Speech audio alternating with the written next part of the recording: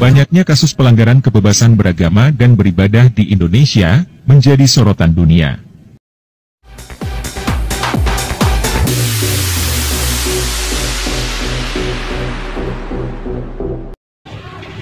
Shalom saudara-saudaraku yang diberkati oleh Tuhan kita Yesus Kristus. Puji Tuhan, kembali jumpa dengan saya Pendeta Edison Senayan. Dan pada kesempatan ini saya masih membahas tentang kebebasan umat beragama di Indonesia. Negara kita ini berdasarkan Pancasila dan Undang-Undang Dasar 1945.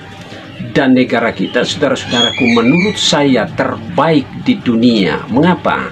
Karena negara kita mempunyai dasar negara yang luar biasa yang sudah mengatur semua tatanan kehidupan dari seluruh rakyat Indonesia. Dan ini sungguh luar biasa. Tetapi sayang beribu sayang, saudara-saudaraku, negara kita dinodai oleh kelompok-kelompok intoleran yang menginginkan supaya di Indonesia ini hanyalah mereka yang boleh hidup bebas di alam Indonesia yang merdeka ini, terutama dalam hal menjalankan ibadah sesuai dengan agama dan kepercayaannya.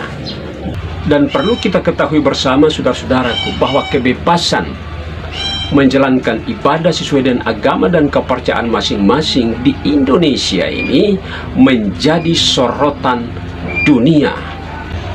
Dan Indonesia menjadi salah satu negara terburuk di dunia dalam hal kebebasan beragama dan berkeyakinan. Dan marilah kita ikuti ulasan berikut ini.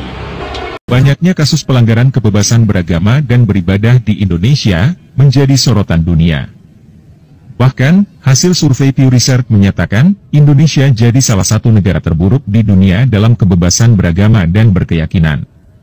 Sementara data yang tercatat di Setara Institute, ada ribuan kasus pelanggaran kebebasan beragama dan beribadah.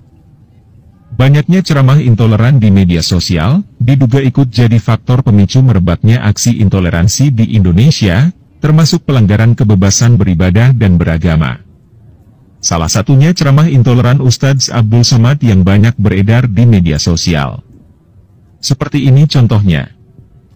Bagaimana dalam agama Islam seorang muslim karena jabatannya dia memberi izin berdirinya rumah ibadah seperti kelenteng, gereja, dia dapat dosa jariah, mengalir terus. Ceramah intoleran dari Ustadz Abdul Somad ini dibiarkan saja bebas menyebar di media sosial. Jadi jangan heran, bila pendirian tempat ibadah non-muslim di Indonesia sering kesulitan mendapat izin. Baik itu izin pendirian gereja, pendirian vihara, maupun pendirian kelenteng. Yang menyedihkan, tokoh semacam Abdul Somad justru jadi partner para politisi. Salah satunya Anies Baswedan. Pada Pilkada DKI Jakarta 2027 lalu, Ustadz Abdul Somad juga aktif mendukung Anies Baswedan. Orang kafir tak boleh jadi pemimpin. Begitu saya mendapat kabar bahwa tanggal sekian, hari Rabu pagi, akan ada pemilihan gubernur Jakarta, maka saya sempatkan menulis syair di atas feri penyeberangan. Sampai di seberang, saya pun update status, like and share. Celakanya, fatwa-fatwa intoleran yang kerap disebarkan Abdul Somad jadi bumerang bagi dirinya. Buktinya, Abdul Somad kini dicekal di sejumlah negara karena fatwanya dianggap sangat intoleran dan berbahaya. Negara yang mencekal Abdul Somad antara lain adalah Belanda, Swiss, Timor Leste, Jerman, Inggris, Hong Kong dan Singapura. Kita sudah mengikuti bersama-sama cuplikan video yang sudah lewat, saudara-saudaraku, sekaligus ulasan tentang keadaan di Indonesia yang disorot oleh dunia. Dan saudara-saudaraku, kebebasan untuk menjalankan ibadah sesuai dengan agama dan kepercayaan masing-masing di negara Republik Indonesia ini memang benar, saudara-saudaraku. Seperti ulasan tadi bahwa justru ceramah-ceramah yang intoleran dari para penceramah itu menjadi salah satu penyebab atau pemicu adanya tindakan-tindakan intoleran. Misalnya tentang fatwa di dalam setiap salib ada jin kafirnya. Karena di salib itu ada jin kafir. Dari mana masuknya jin kafir? Karena ada patung. Nah, ini bisa memantik orang untuk intoleran. Contoh, ketika Ustadz Abdul Somad mengeluarkan pernyataan ini, yang terjadi adalah siswa-siswa SMP di Yogyakarta datang ke pemakaman orang Kristen dan menggergaji semua nisannya. Sangat simpel, tapi aksi intoleran bisa kemudian terkonversi menjadi aksi ekstrim pada saat itu juga, tanpa harus melewati tahapan radikalisme dulu. Awalnya intoleran saja karena fatwanya seorang pendakwah, lalu dia kemudian bertindak ekstrim, datang ke kuburan dan menggergaji nisan-nisan salib di situ. Nah, ini yang kemudian menjadi persoalan dari kita hari ini, bagaimana kemudian sikap-sikap intoleran, radikalisme, ekstremisme dan terorisme itu terbentuk dari berbagai anjuran-anjuran influencing dari para pendakwah. Dan yang dapat menghentikan ini hanyalah pemerintah, saudara-saudaraku.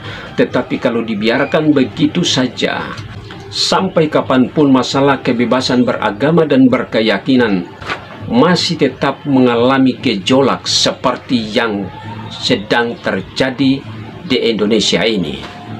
Saudara yang diberkati oleh Tuhan kita Yesus Kristus, menjadi tugas kita bersama sebagai umat Kristen dan terutama sebagai apologet Kristen untuk menyuarakan dan menuntut keadilan di Indonesia ini sesuai dengan dasar negara Kesatuan Republik Indonesia, yaitu sila kelima, keadilan sosial bagi seluruh rakyat Indonesia.